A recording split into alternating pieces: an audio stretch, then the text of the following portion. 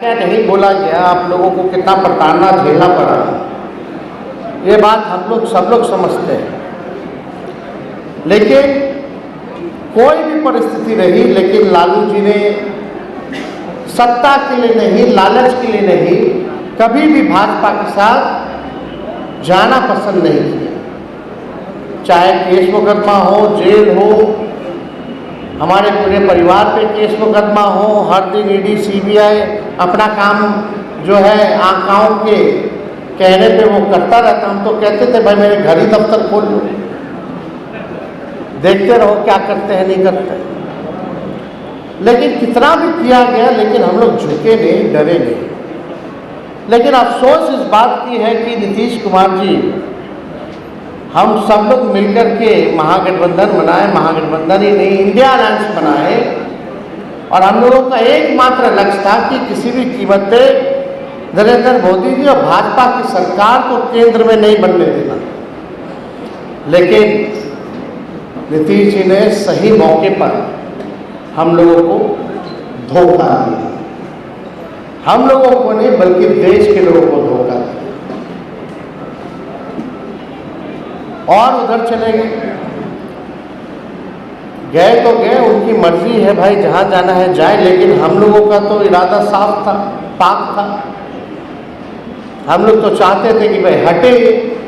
जिस प्रकार से महाराष्ट्र में, झारखंड में, कर्नाटका में, मध्य प्रदेश में, राजस्थान में विपक्ष की सरकार को गिराया जा रहा था, तोड़ा जा रहा था, एमएलए एमपी खरीदे जा रहे थे, नेताओं को ईडी सीबीआई मुकदमे डाले जा रहे थे, तो एक मौका था हमारे पास कि बीजेपी को बिहार में हम लोग सबक सिखाएं।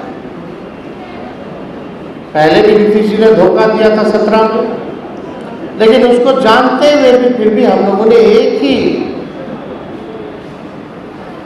मकसद के लिए हम लोगों ने अपनाया कि केंद्र में किसी भी प्रकार से भाजपा की सरकार ना बने। लेकिन वो उधर चले गए। जब तक राष्ट्रीय जनता दल की सरकार रही 2004-05 तक, तब तक भाजपा सबसे कमजोर था बिहार में, आरएसएस सबसे ज्यादा कमजोर था। जब से नीतीश कुमार मुख्यमंत्री बने, भाजपा मजबूत हुई और आरएसएस मजबूत हुई।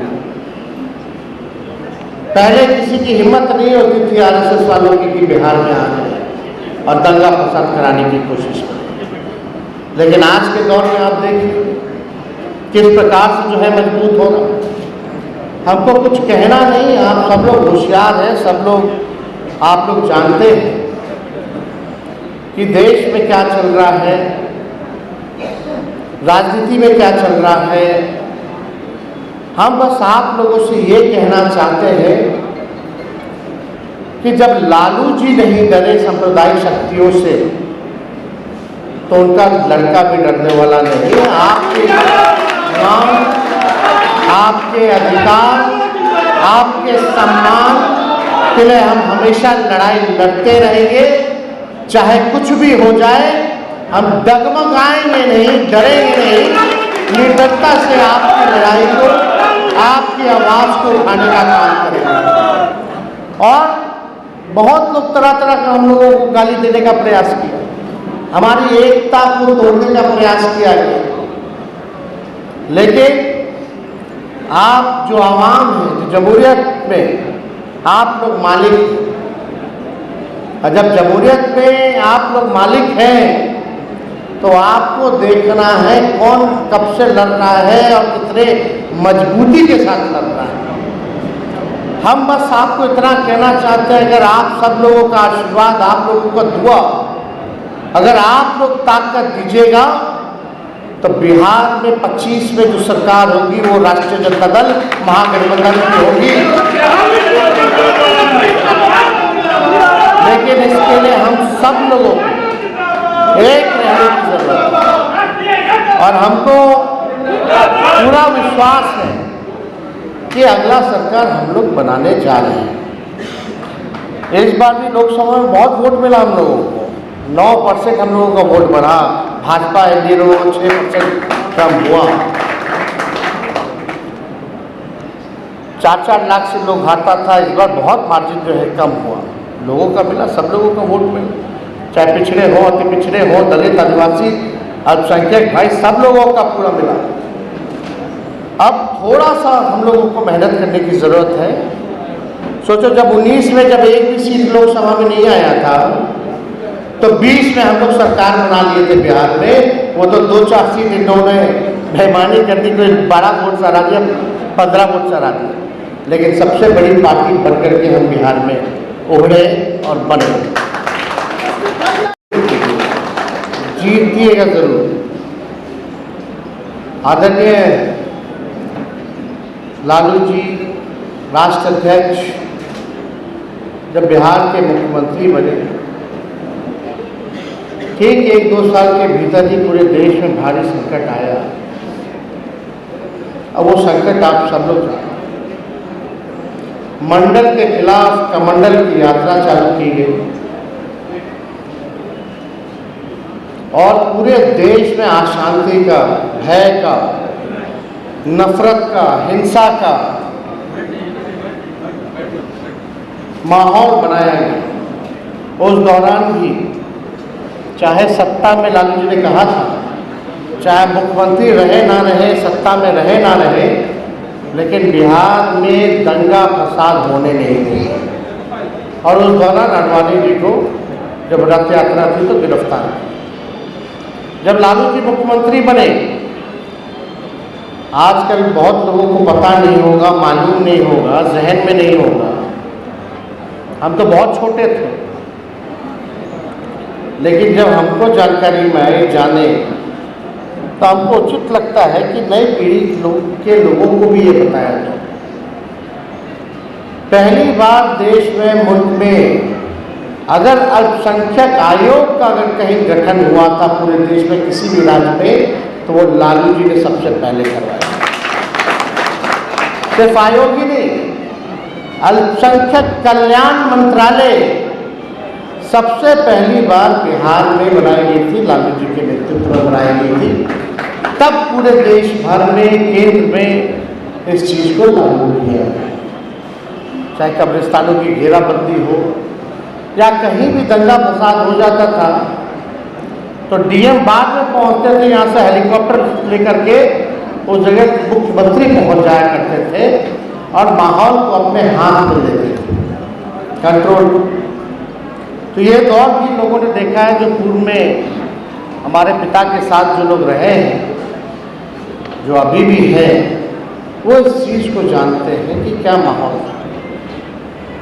अब 2014 से आप देखिएगा, जब से एनडीए की सरकार बनी है, तब से लगातार देश में नफरत फैलाया जा रहा है, खास तौर पे मुसलमानों के प्रति, ईसाइयों के प्रति, सिखों के प्रति नफरत फैलाया जाता है। किसान अगर आंदोलन करते हैं तो उनको खालिस्तानी बोल दिया जाता है। जो पंजाब के लोग, ये खालिस्तान है। मुसलमान भाई अपने अधिकार के लिए लड़ते तो उनको आतंकवादी बता दिया जाता है, देश से भगाने की बात कर दी जाती है। इसी प्रकार से क्रिश्चियन समूह के लोगों के साथ भी होता। लगातार ऐसे बिल लाए गए, चाहे ट्रिपल तलाक हो, चाहे आपका सीए हो, एनआरसी हो, धारा 370 हो, यूनिफॉर्म सिविल कोड की बात की जा रही थी, या आपका आप देखिएगा अभी जो माहौल जो बना हुआ है, वक्फ बोर्ड को ख़त्म करने की, आप लोगों की ज़मीन को समाप्त करने की लिए एक बिल लाया गया। तो लगातार पढ़ाई, दवाई, कमाई, सिंचाई पे बात नहीं होगी।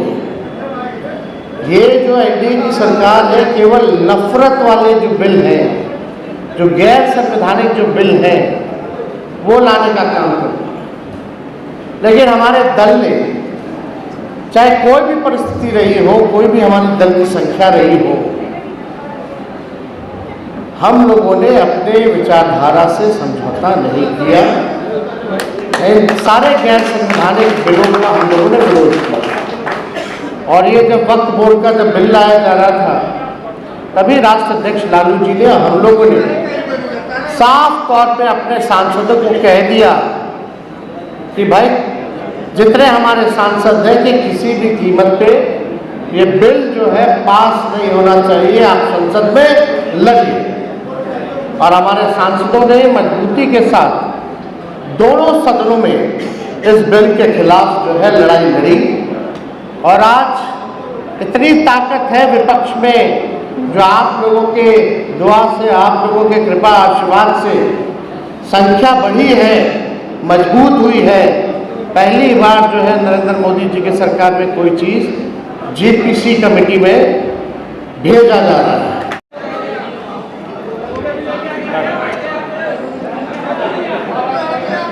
अल्पसंख्यक प्रकोष्ठ के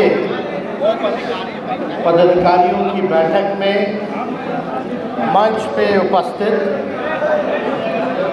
हम सबों के अभिभावक आदरणीय जगदा बाबू जी, अब्दुल बारी सिद्दीकी साहब जी, तनवीर हसन साहब जी, रणविजय साहू जी, अनवर साहब, शाहीन जी, यूसुफ जी, कारी सोहेब जी, भोला यादव जी, कुमुद जी और सभी पार्टी के पदाधिकारीगण, कार्यकर्तागण, एजाज साहब और जितने हमारे बिहार प्रदेश से हर जिले के सभी हमारे समर्पित कार्यकर्ता, सभी हमारी माताएं, बहनें, नौजवान, युवा साथी, बुजुर्ग, अभिभावक, आज के बैठक में सभी लोगों का स्वागत करते हैं। और अल्पसंख्यक प्रकोष्ठ के राज्य के प्रदेश अध्यक्ष अनवर साहब को धन्यवाद देते हैं कि उन्होंने हमको न्योता दिया, आमंत्रित किया और ये बैठक जो है ऑर्गेनाइज की।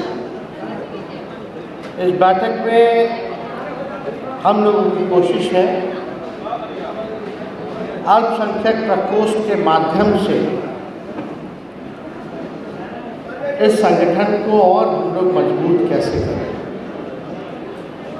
जो गांधी जी की विचारधारा है, बाबा साहब अम्बेडकर जी की जो विचारधारा है, जो लोहिया जी, कर्पूरी जी, जेपी जी की जो विचारधारा है, जो आदरणीय लालू जी की जो विचारधारा है, गफूर साहब की जो विचारधारा है, उसको हम लोग जन जन तक कैसे पहुंचाएं, ये हम लोगों की कोशिश है। और संगठन इतना मजबूत हो कि सांप्रदायिक शक्तियां आपके सामने टिके ना। इसके लिए लगातार पार्टी काम कर रही है ताकि संगठन मजबूत हो। लेकिन यहाँ बैठे सभी लोगों का दायित्व बनता है, जिम्मेवारी बनती है, चाहे नेता हो या कार्यकर्ता हो, हम हो या आप हो, इसको सींचने के लिए, इसको मजबूत करने के लिए हम लोगों के कंधे पर ये जिम्मेवारी है। कोई सोचे कि एक व्यक्ति संगठन को मजबूत कर देगा, पार्टी को मजबूत कर देगा, विचारधारा को मजबूत कर देगा, तो ये उसकी गलतफहमी है। जब तक सब लोग एक साथ मिलकर के एक टीम के रूप में अगर काम नहीं करेंगे, तब तक ये काम में हम सफल नहीं हो पाएंगे। इसलिए बैठक की गई है, काफ़ी दिनों बाद बैठक हो रही है और हम लोग चाहेंगे कि जो अल्पसंख्यक प्रकोष्ठ है, इसका बूथ तक जो है संगठन हम लोगों का तैयार हो जाए, प्रखंड हो जाए, पंचायत हो जाए, ताकि हम आसानी से अपनी बात को, विचारधारा को जन जन तक पहुंचा सकें। यहाँ बैठे कई नेता हैं, कई लोगों ने हमारे पिता आदरणीय लालू जी के साथ कंधे से कंधे मिलाकर के काम किए। कई नौजवान लोग हैं जो हमारे साथ 4 गुना सीटें जो है बढ़ेगी हम लोगों की विधानसभा में, और हम लोग काम करेंगे। हम जब मुख्यमंत्री बने तो उस समय भी 3-3 हम लोग के मंत्रिमंडल में अल्पसंख्यक मंत्री रहे। अभी भी हम लोगों ने जब कमेटी जो हम लोग का जो बना था आयोग में लगभग 28-30 हमारे पार्टी के जो कार्यकर्ता जो अल्पसंख्यक थे उनको हम लोगों ने मेंबर बनाया। और आगे आने वाले विधानसभा में हम सब लोग चाहते हैं कि आप लोगों की उचित भागीदारी सुनिश्चित जो है हम करने का काम करें। तो ये चिंता जो है ये हम पर छोड़ दीजिए और ये भरोसा आप लोग कीजिए कि उचित भागीदारी आप लोगों को दिलाने का काम आने वाले विधानसभा में सुनिश्चित करेगा। इसके लिए आप सब लोगों से यही कहेंगे, पार्टी के सभी कार्यकर्ता हैं, सभी नेता हैं, सब लोग जो है मेहनत करने की ज़रूरत है। अभी तरह तरह का लोग राजनीति में आना भी चाहिए, चलो ठीक है, अधिकार है लोकतंत्र में सब लोगों को आने का जाने का। अब ऐसा कॉन्सेप्ट और ऐसा आइडिया लेकर के आया जा रहा है जहां खरीदने की कोशिश की जा रही है।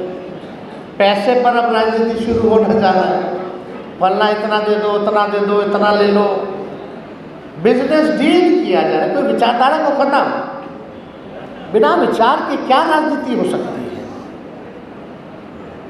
बिना साफ नियत के, विचार के क्या राजनीति की जा सकती है?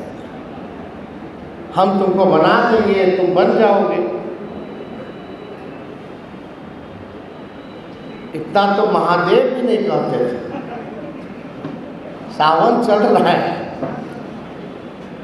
तो वही बात है कि सबको बनाने वाली बात। अरे बनेगा तो 243 से ना बनेगा। और चुनाव लड़ने वाला कितना लाखों में मिलेगा, कितना को बनाओगे? ये सब केवल भाजपा के लिए काम किया जा रहा है। अब आप सोचो आपकी लड़ाई कितनी बड़ी ताकतों से है। बिहार सरकार, भारत सरकार, मुख्यमंत्री, प्रधानमंत्री, बिहार का कैबिनेट, केंद्र का कैबिनेट, पूंजीपति, बीजेपी मानसिकता वाली मीडिया लोग, अधिकारी लोग, सब लोग हैं। और आपके साथ कौन है? लोग बोलते हैं तेजस्वी लालू जी के साथ कौन है? तो आप ही ना असली ताकत है हमारी, आप लोग हैं ताकत। अगर आप लोगों का ताकत आशीर्वाद लालू जी को नहीं मिलता, हमको नहीं मिलता, तो हम लोग खड़े नहीं पाते। ये केवल ताकत आप लोगों ने देने का काम किया और आप लोगों से यही कहना चाहते हैं, इसको बरकरार रखिए जब तक मंजिल पे हम लोग नहीं पहुंच जाते। और जिस दिन मंजिल पे हम लोग पहुंचेंगे, सबका कल्याण करेंगे, सबका काम करेंगे, सबको जगह मिलेगा, सम्मान मिलेगा। और सरकार बनने के बाद तो अपॉर्चुनिटी हो जाती है। यही हमारे चाचा क्या कहते थे जब हम बोलते थे कि 10 लाख नौकरी देंगे, बोलते थे कहाँ से लाएगा? अपने बाप के पास से लाएगा, बोलते थे कि नहीं बोलते थे? और जब हम उनके साथ मुख्यमंत्री बने तो 5 लाख नौकरी कैसे मिल गया 17 महीने में? और 3 लाख नौकरी प्रक्रिया झील करा करके आए। अब हमारे जाने के बाद क्या हो रहा है? पेपर लीक हो जाता, नीट का पेपर लीक हो रहा, शिक्षक बहाली का पेपर लीक हो जा रहा, नौजवान भाइयों के साथ खिलवाड़ किया जा रहा। हमने कहा था मानदेय को बढ़ाएंगे, मानदेय को हम लोगों ने बढ़ाया।